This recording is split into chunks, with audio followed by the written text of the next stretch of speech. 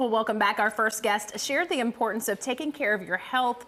And women, that means getting regular mammograms. Our next guest is sharing her wisdom on the other side as a breast cancer survivor. Welcome, Shari Lead. Hello, thank you. It's great to be in Nashville. Great to have you. We know you've been here before, but congratulations on your recovery. And let's talk a little bit about your backstory for those that may not be aware. You were diagnosed at 47, correct? I was, and I was someone who, did my yearly mammograms, and I had gone into my doctor's office for a totally unrelated issue, actually an ankle injury. She happened to have extra time, and how many times does that happen when you go into a doctor's office? Rarely. She had some extra time, said, your physical's due soon, let's just do it now. And she found a lump, and the diagnostic process, which I thought would happen really quick. I thought once, there was something suspected, it would happen quick. It felt very arduous, but then I got that call, the call that no one wants, that literally dropped me to my knees. I was 47 years old, 2 kids in high school, and I heard on the other line, I'm sorry, your breast biopsy came back, you have cancer. And your life was forever changed in that moment. Talk about what the next few months, years, maybe even looked like for you. Yeah, so I knew that was going to be a tough year. When you're first diagnosed, you don't know exactly what's ahead because it's an initial diagnosis. Even in early stages, it's an initial diagnosis, and you don't know what's ahead. But I thought, okay, what am I supposed to learn from this? And from that moment, my favorite quote became, if today is the last day of your life, would you be doing what you're doing now? And I started living very purposefully from there on.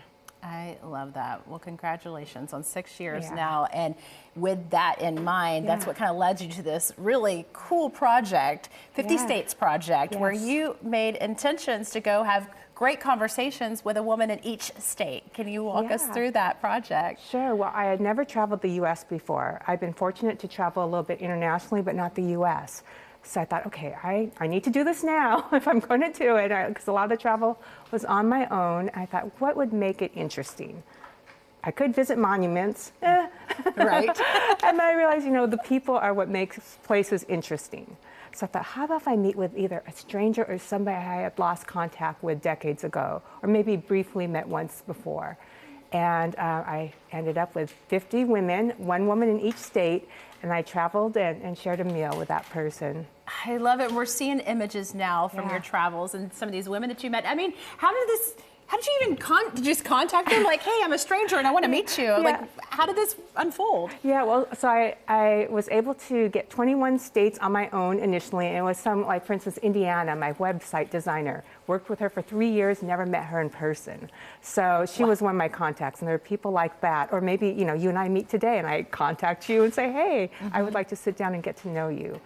So those are 21. Then I went out to social media. People sent me their college roommates, their nieces, their aunts, even their grandmothers, and then I had maybe 13 states left, and that's where it got a little awkward. I thought, okay, maybe a woman business owner, at least then I know she's rooted, and chances of her leaving and skipping out on me probably won't happen as much. And so I reached out, cold called basically, and sent all my information except my social security number and said, here I am, and this is my project. Just curious, was anybody like, no? Well, I thought there would be, because I said, I'm going to probably write a book, talk about this. So I thought the objection would be, I'm a bit private, this is weird, no. But the only comment that I got that was a slight objection that reoccurred was, I don't know if I'm interesting enough for you. Oh. Which I thought was really sad, because I'm just a regular person, and for someone to actually think they're not interesting enough to sit down with a stranger to just get to know each other, I thought was a little sad.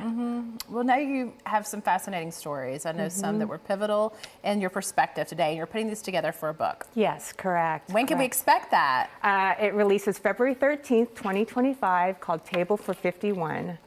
And explain the Table for 51 title, because I thought that was pretty cool. Sure. Well, there were 50 women, so 50 tables, and I'm table 51. We are almost out of time, but just briefly, can you tell me the most memorable story that we might find in there? Sure. Well, since this is Breast Cancer Awareness Month, there's a woman that changed my life. Her picture came up, Connie from Colorado. I met with her, and I didn't realize at that point, 5 years cancer-free. We sat down, and I told her my marriage wasn't going very good, and one of the reasons was I had a double mastectomy. I said, how would I date and explain this? How would I explain my body? She said to me, Shari, if you meet the right person, you will never have to explain. Wow. And honestly, that gave me so much strength. I'm in a different stage right now, and I'm moving forward. But a lot of it is she helped me accept my body as it was post-cancer, or as it is. Love that story. Thank you so much for sharing with us. Great to have you. To read more about Shari's life, mission, and words of encouragement, you can find her at an imperfectlyperfectlife.com.